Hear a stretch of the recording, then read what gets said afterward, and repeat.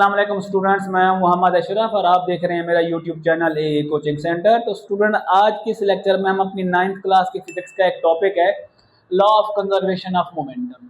ये most important और conceptual topic है क्योंकि ये हमारे पास फर्स्ट ईयर में भी है। यहाँ पर आप बेसिक चीज़ें डिस्कस करेंगे, ठीक है ना। तो आपने यहाँ पर इसे अच्छे से जब सीख के जाएंगे तो फर्स्ट ईयर में आपको और इससे बड़ी यूनिवर्सिटी क्लासेस में आपको स्ट्रगल नहीं करनी पड़ेगी, ठीक है। तो आइए स्टार्ट करते हैं हम आज का टॉपिक। और law of conservation of momentum है, इसे हम हर तरीके से यानी कॉन्सेप्ट बेसिस के साथ स्टेप बाय स्टेप बड़े ही डिटेल्स में डिस्कस करेंगे। और अगर आप इस लेक्चर को अच्छे से समझना चाहती हैं तो आप क्या करें, एक रफ कॉपी, एक लास्ट में आप स्क्रीनशॉट मुकम्मल आपको प्रोवाइड कर दूंगा।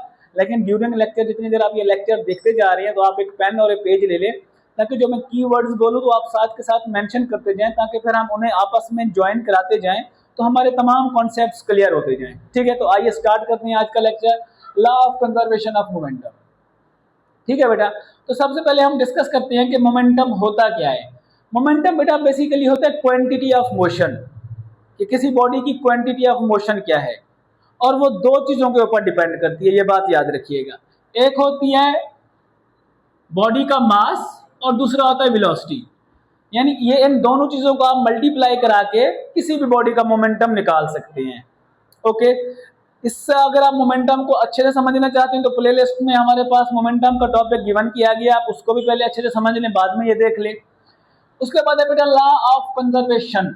कि लॉ ऑफ कंजर्वेशन क्या होता है बेटा, जब कोई चीज किसी स्टेट में मूव कर रही हो, प्रेजेंट हो, उसमें काम कर रही हो, उसमें कोई चीज परफॉर्म कर रही हो, और उसमें अगर हम थोड़ी सी चेंज लाएं तो लेकिन ओवरऑल जो रहे वो सिस्टम चेंज, यानी थोड़ा सा चेंज, इंडिविजुअल चेंज आए, लेकिन ओवरऑल जो रहे सिस्टम सेम रहे, ठीक है ना। लेट्स सपोज कि अगर हमारे पास कोई फंक्शन या कोई सिस्टम वर्क कर रहा हो और उसमें हम एक फैक्टर में चेंज लाएं, लेकिन ओवरऑल उसमें चेंज ना आ रहा हो, यानी बिफोर परफॉर्मेंस जो उसकी हमारे पास टोटल चीज थी, और आफ्टर चेंज जो हम इंडिविजुअल चेंज लाएं उसमें, और ओवरऑल में कोई चेंज ना आए लेकिन हम इंडिविजुअल चेंज लाएं, लेकिन ओवरऑल उनका बिफोर और आफ्टर क्या रहे, सेम रहे वो चीज, तो ऐसी चीज को हम कहते हैं कि वो कंजर्व है। तो ऐसी चीज को हम कहते हैं लॉ ऑफ कंजर्वेशन।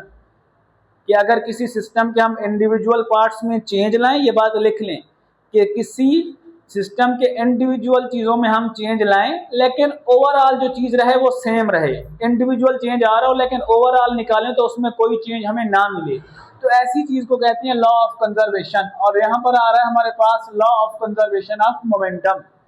कि लॉ ऑफ कंजर्वेशन मोमेंटम क्या है, यानी अगर एक बॉडी मोमेंटम प्रोड्यूस कर रही होगी, एक सिस्टम मोमेंटम प्रोड्यूस कर रहा होगा, हम उस सिस्टम के किसी इंडिविजुअल पार्ट में चेंज लाएंगे, फिर देखेंगे कि जो बिफोर मोमेंटम था उस सिस्टम का, उस बॉडी का, और आफ्टर जो हम चेंज लाए हैं उसके बाद ओवरऑल सिस्टम में मोमेंटम में कोई चेंज आया है या नहीं आया।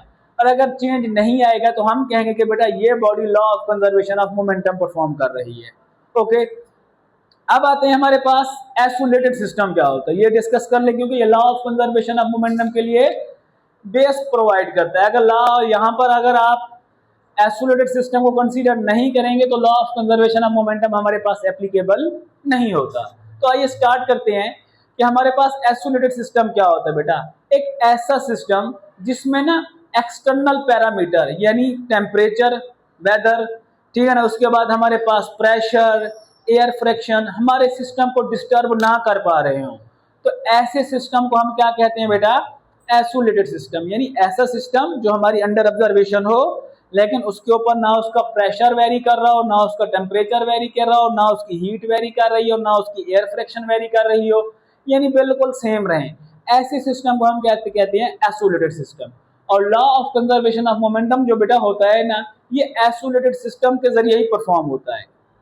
ओके, अब हम डिस्कस करते हैं कि हमने आइसोलेटेड सिस्टम बनाना कैसे है। ठीक है, तो सबसे पहले हम आइसोलेटेड सिस्टम को एक्सप्लेन करते हैं, उसके बाद हम मजीद इसकी चीजें भी डिस्कस करते हैं। तो स्टार्ट करते हैं बेटा। मैंने एक सिस्टम ले लिया बेटा जिसमें मेरे पास दो मासेज हैं, एक का नाम मैंने M1 रखा, एक का नाम मैंने M2 रखा है। ठीक है, मैं देखे ना, इनको मैंने एक ग्लास में क्लोज कर दिया कि मेरे पास एक सिस्टम है और ये एक आइसोलेटेड सिस्टम है, यानी इसमें एक्सटर्नल पैरामीटर्स की कोई इंटरफेरेंस नहीं हो रही। ठीक है, ये है इसकी हमारे पास मूवेबल स्टेट में है। ठीक है ना। लेकिन क्या है, आइसोलेटेड सिस्टम है और मूवेबल स्टेट में है। इसका मास m1, इसका मास m2 है। इसकी वेलोसिटी मूवेबल स्टेट में है तो u1 है, इसकी वेलोसिटी u2 है। अब ये मूव करते हुए कंटिन्यूअसली जा रहे हैं। ओके, अब हम क्या करते हैं, अब मैं अगर कहूँ आपको कि मैं इन पूरे सिस्टम का मोमेंटम निकालना चाहता हूं तो क्या करूंगा कि मैं इसका मोमेंटम निकालूंगा, इसका मोमेंटम निकालूंगा और टोटल मोमेंटम को ऐड कर दूंगा, तो मुझे क्या मिल जाएगा, इस पूरे सिस्टम का मोमेंटम मिल जाएगा। ओके, अब यहां पर अगर हम क्या करें, इसमें चेंज लाना चाहें तो चेंज आएगा कैसे, है तो ये आइसोलेटेड सिस्टम, इसमें कोई एयर फ्रिक्शन भी चेंज नहीं हो रही, टेम्परेचर प्रेशर का भी फर्क नहीं पड़ रहा, तो हम इसमें चेंज कैसे लाएं। ठीक है ना, आप देखें ना, हमने फर्क नोट करना है। बिफोर मोमेंटम तो हम दोनों को अलग अलग मोमेंटम निकाल के ऐड करेंगे तो हमें मोमेंटम मिल जाएगा इनिशियल स्टेट वाला। लेकिन अगर हम चेंज लाना चाहते हैं तो चेंज कैसे लाएंगे। ठीक है, अब सबसे पहले अगर मुझे आप ये बताएं, जो पॉइंट हमने डिस्कस किया है कि अगर मैं इसका बिफोर मोमेंटम निकालना चाहूं तो क्या निकालूंगा, कैसे निकालूंगा, इसका मोमेंटम, इसका मोमेंटम निकाल के दोनों को ऐड कर दूंगा तो मेरा मोमेंटम बिफोर स्टेट आ जाएगा, यानी इनिशियल। ठीक है ना, तो मैं क्या देता हूं, टोटल इनिशियल मोमेंटम। अभी सिस्टम इनिशियल स्टेट में है, इसमें हमने कोई चेंज नहीं लाया, तो हम यहां लिख देते हैं इनिशियल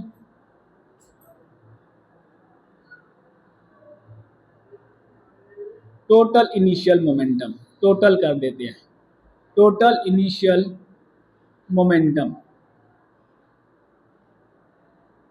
तो कैसे निकालेंगे बेटा, इसका मोमेंटम निकालेंगे m1 u1, इसका मोमेंटम निकालेंगे m2 u2।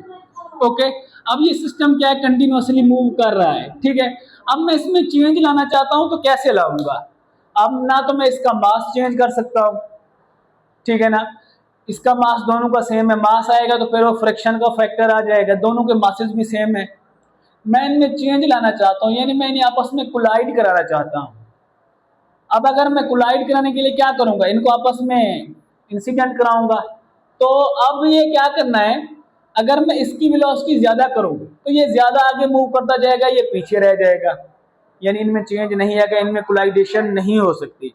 अब मैं क्या करता हूं, मैं कहता हूं कि मैं इसकी वेलोसिटी यानी u1 को ज्यादा कर देता हूं u2 से, यानी इसकी वेलोसिटी मैं ज्यादा कर देता हूं m2 से। अब देखें, बेसिकली जब कोई पीछे वाली चीज की वेलोसिटी ज्यादा आ रही हो और आगे वाली चीज स्लो वेलोसिटी के साथ जा रही हो और जहां भी एक दूसरे के बैकवर्ड जा रही हो, तो बेसिकली ऑब्वियसली क्या होगा कि पीछे वाली गाड़ी जाकर सामने वाली गाड़ी से हिट होगी। ठीक है, कोलाइड होगा उनके दरमियान। तो हमने क्या कहा, हमने कहा है कि इसकी वेलोसिटी क्या है, u1 ज्यादा है u2 से। ओके, ये अब हमने मेंशन किया है। अभी हम इसी सारे सिस्टम को यहाँ पर एक्सप्लेन भी कर देते हैं कि हमने किया क्या है और इसकी वेलोसिटी चेंज करने के बाद क्या होता है, ये फर्दर हम यहाँ पे डिस्कस भी करते हैं। तो हमने जो कुछ भी लिखा है कि हमारे पास एक सिस्टम है जिसका मास m1 mu1 m2 u2 है और उनका इनिशियल मोमेंटम पूरे सिस्टम का ये आ रहा है, तो ये बातें हम यहाँ पे लिख भी देते हैं। ठीक है बेटा, तो जो चीज हमने यहाँ पे बनाई हमने लिख दी कि हमने एक सिस्टम लिया जिसमें m1 m2 थे और उनकी वेलोसिटी u1 और u2 थी। ठीक है, और हमने क्या है कि u1 पीछे वाले ऑब्जेक्ट की मास की वेलोसिटी क्या है, ग्रेटर है u2 से, यानी आगे वाले मास से। ओके, और हमने यहाँ पर क्या लिख दिया है, उनका मोमेंटम भी लिख दिया है कि इनका टोटल मोमेंटम इस सिस्टम का क्या आ रहा है, वो आ रहा है m1 u1 plus m2 u2। ठीक है, ये भी हमने लिख दिया है। अब हमने क्या कहा है कि इसकी वेलोसिटी क्या है, ज्यादा है, तो ये जाकर यहाँ पर इसके साथ क्या होगा, कोलाइड होगा, इंसिडेंट होगा। अब आप मुझे ये बताएं कि अगर कोई गाड़ी मूव करती हुई जा रही हो, ठीक है, और पीछे से कोई गाड़ी आके हिट हो, ठीक है ना, सेंस ऑफ ह्यूमर की बात क्या हो रही है कि अगर पीछे से कोई गाड़ी मूव करती हुई आ रही हो, जब वो आगे वाली गाड़ी को लगती है ना, तो आगे वाली गाड़ी की वेलोसिटी थोड़ी सी इंक्रीज हो जाती है, लेकिन पीछे वाली गाड़ी क्योंकि ज्यादा वेलोसिटी के साथ आकर उसके साथ हिट होती है तो इसको वेलोसिटी थोड़ी रुक जाती है, वेलोसिटी कम हो जाती है। आप एज्यूम कर लें, सड़कों पे अक्सर एक्सीडेंट होते हैं, ठीक है ना। तो वो क्या होता है कि जब कोई पीछे आने वाली कार आगे वाली कार को हिट होती है ना, तो आगे वाली कार की वेलोसिटी थोड़ी सी बढ़ जाती है और पीछे वाली कार की वेलोसिटी थोड़ी कम हो रही होती है। लेकिन पहले क्या होता है, पीछे आने वाली कार की वेलोसिटी ज्यादा होती है, आगे आने वाली कार की वेलोसिटी कम होती है। लेकिन इंसिडेंट या कोलाइड होने के बाद आगे वाली कार की वेलोसिटी चेंज हो जाती है, बढ़ जाती है, और पीछे वाली कार की वेलोसिटी कम हो जाती है। ओके, तो आप देखें यहां पर ये कोलाइड करती हैं, ठीक है ना। कोलाइड होने के बाद क्या होती है, पीछे वाली गाड़ी की वेलोसिटी में भी चेंज आता है और आगे वाली गाड़ी की वेलोसिटी में भी चेंज आता है। तो मैंने कहा है कि पीछे वाली गाड़ी की वेलोसिटी का जो चेंज है वो उसको मैंने v1 कर दिया क्योंकि वेलोसिटी चेंज हुई है उसकी, और आगे वाली गाड़ी की भी वेलोसिटी चेंज हुई है तो मैंने उसको v2 कर दिया है। Okay, v1 v2। अब आप मैं इसका अगर यहां पे मोमेंटम निकालूं तो कैसे निकालूंगा, इसका मोमेंटम प्लस इसका मोमेंटम, तो मुझे इन दोनों को ऐड करूंगा तो मुझे इस पूरे सिस्टम का मोमेंटम यहां पे मिल जाएगा।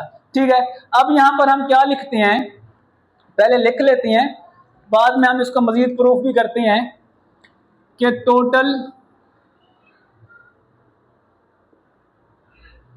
फाइनल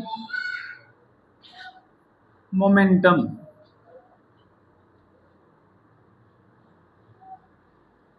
तो क्या निकालूंगा, इसका मोमेंटम निकालूंगा m1 v1 प्लस इसका मोमेंटम निकालूंगा m2 v2, और दोनों को क्या कर दूंगा, ऐड कर दूंगा तो मुझे इनका मोमेंटम मिल जाएगा। अब हमारा टॉपिक क्या है, हमारा टॉपिक है कि मोमेंटम को हमने कंजर्व प्रूफ करना है। लेकिन यहां पर तो आपने कहा है ना कि यहां पर इसका मोमेंटम अलग है, इसका मोमेंटम अलग है, तो अब हमने प्रूफ कैसे करना है कि मोमेंटम चेंज नहीं हुआ, ये अब हम डिस्कस करते हैं। तो सबसे पहले जो चीजें हमने यहाँ पे परफॉर्म कराई हैं कि वो कोलाइड होते हैं, कोलाइड होने के बाद इनकी वेलोसिटी में चेंज आता है, वो भी यहाँ पर सबसे पहले मेंशन कर देते हैं। ठीक है बेटा, तो जो चीजें हमने यहाँ पे लिखी हैं वो मैंने यहाँ पर भी मेंशन कर दी हैं कि हमारे पास m1 और m2 आपस में यहाँ पर कोलाइड हो रहे हैं और उनके बाद उनकी वेलोसिटी में चेंज हो जाता है और v1 और v2 हो जाती है वेलोसिटीज। और हमने क्या कहा है कि v2 ये आगे वाली गाड़ी की वेलोसिटी ज्यादा हो जाती है, तो मैंने यहाँ पर लिख दिया कि v2 is greater than v1। Okay, अब यहाँ पर हमने प्रूफ कैसे करना है कि टोटल मोमेंटम चेंज रहा है। अब देखें यहाँ पर इसकी वेलोसिटी ज्यादा थी, इसकी वेलोसिटी कम। ओके, तो यहां पर हमने टोटल मोमेंटम निकाला तो वो ये आ रहा था। ठीक है, अब ये बताएं अगर इसमें चेंज उस सूरत में आता कि अगर एक इंक्रीज होती जाती और दूसरी सेम रहती तो फिर हम कहते कि इसमें चेंज ज्यादा आ रहा है।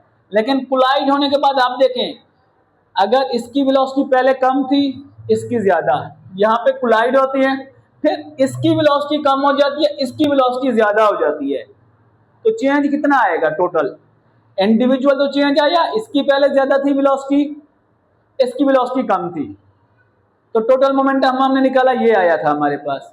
लेकिन कोलाइड होने के बाद इसकी वेलोसिटी क्या हो गई, कम, तब जाके इसकी वेलोसिटी चेंज हुई है, इंक्रीज हुई है। तो जो इसमें चेंज आया है, कमी आई है, वही इसमें इंक्रीज आया है। अब देखिए ना, इंडिविजुअल तो चेंज आ रहा है, इसकी और इसकी दोनों की दोनों स्टेट्स के ऊपर इसकी वेलोसिटी चेंज हो रही है, दोनों की वेलोसिटी चेंज हो रही है।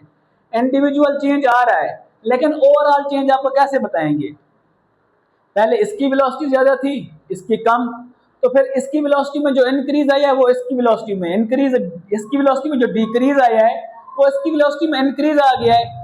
अब भी अगर मैं ओवरऑल मोमेंटम फिर निकालूंगा तो मुझे क्या मिलेगा, सेम मिलेगा ना, सिर्फ वेलोसिटी इंडिविजुअल चेंज आया है यहाँ पर और यहाँ पर, लेकिन ओवरऑल क्या आ रहा है, इसका मोमेंटम निकालूंगा, इसका मोमेंटम निकालूंगा तो सेम आएगा, क्योंकि जो इसमें इंक्रीज आ रहा है तो इसमें डिक्रीज आ रहा है। फिर तो अगर लेट्स सपोज अगर आप कह रहे हो कि आपकी इनकम बढ़े और खर्चे ना बढ़े, तब तो आप कहते हैं कि आपकी इनकम बढ़ रही है, आपको महसूस होगा कि आपकी इनकम बढ़ रही है। लेकिन अगर आपकी इनकम तो बढ़े साथ में खर्चे भी बढ़े तो आपके साइकिल में कोई चेंज आएगा, हालांकि चेंज तो आपके इंडिविजुअल सैलरी में आ गया है, ठीक है ना, इंडिविजुअल चेंज आया है, आपकी सैलरी में भी आया है, आपके एक्सपेंसेस में भी आया है, लेकिन ओवरऑल आपका साइकिल है कहाँ, वहीं पर। आपके साइकिल में टोटल चेंज कब आ गएगा? अगर डिफरेंस आएगा तो कैसे आएगा कि एक चीज वैसी रहे, खर्चे आपके वैसे रहें, लेकिन आपकी सैलरी इंक्रीज हो जाए, तो फिर आप कहेंगे कि मेरी कुछ सेविंग हो रही है, मेरा कुछ इंक्रीज हो रहा है। लेकिन अगर आपकी सैलरी इंक्रीज हो रही है, 1000 आपकी सैलरी इंक्रीज हो रही है, 1000 पर मंथ आपका एक्सपेंसिव भी बढ़ रहे हैं, तो आपके साइकिल में ओवरऑल चेंज क्या आएगा? जीरो। इंडिविजुअल चेंज आया है, खर्चा भी बढ़ा, सैलरी भी बढ़ी, लेकिन ओवरऑल चेंज क्या आया? जीरो। आप देखें यहां पर, देखें इसकी वेलोसिटी पहले हमारे पास ज्यादा थी, इसकी वेलोसिटी जाके यहाँ पे कम हो गई, इसकी वेलोसिटी कम थी, इसकी वेलोसिटी जाकर यहाँ पर ज्यादा हो गई। इंडिविजुअल चेंज आ रहा है इनके मोमेंटम में, लेकिन ओवरऑल इस पूरे सिस्टम के मोमेंटम में चेंज नहीं आ रहा। तो हम यहाँ पर लिख देते हैं कि टोटल इनिशियल मोमेंटम और टोटल फाइनल मोमेंटम ये क्या है, दोनों सेम रहेंगे। तो ये स्टेटमेंट हम यहाँ पे लिख देते हैं, total initial momentum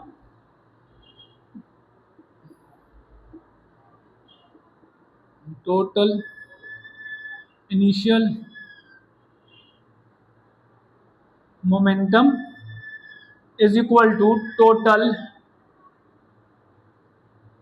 final momentum. Okay बेटा, आई होप कि आपको यह कॉन्सेप्ट बेटा अच्छे से समझ आ गया होगा। अगर आप इसके नोट्स बनाना चाहें तो सबसे पहले आपने एक्सप्लेनेशन लिखनी है, फिर ये सॉरी 3 डायग्राम्स बनानी है। 3 डायग्राम्स बनाने के बाद आपने ये मैथमेटिकल इक्वेशन लिख देनी है। तो ये शॉर्ट क्वेश्चन भी और बाद दफा लॉन्ग क्वेश्चन भी बहुत सारे बोर्ड्स में आता है। बोर्ड्स के पेपर में मोस्ट इंपोर्टेंट टॉपिक होता है 9th क्लास में। तो आपका ये टॉपिक बिल्कुल अंडरस्टैंडेबल फॉर्म में आए। अगर आप स्क्रीनशॉट भी लेना चाहें तो ले सकते हैं बेटा। तो इंशाल्लाह नेक्स्ट वीडियो में हम नेक्स्ट टॉपिक डिस्कस करें। तब तक के लिए अल्लाह हाफिज़।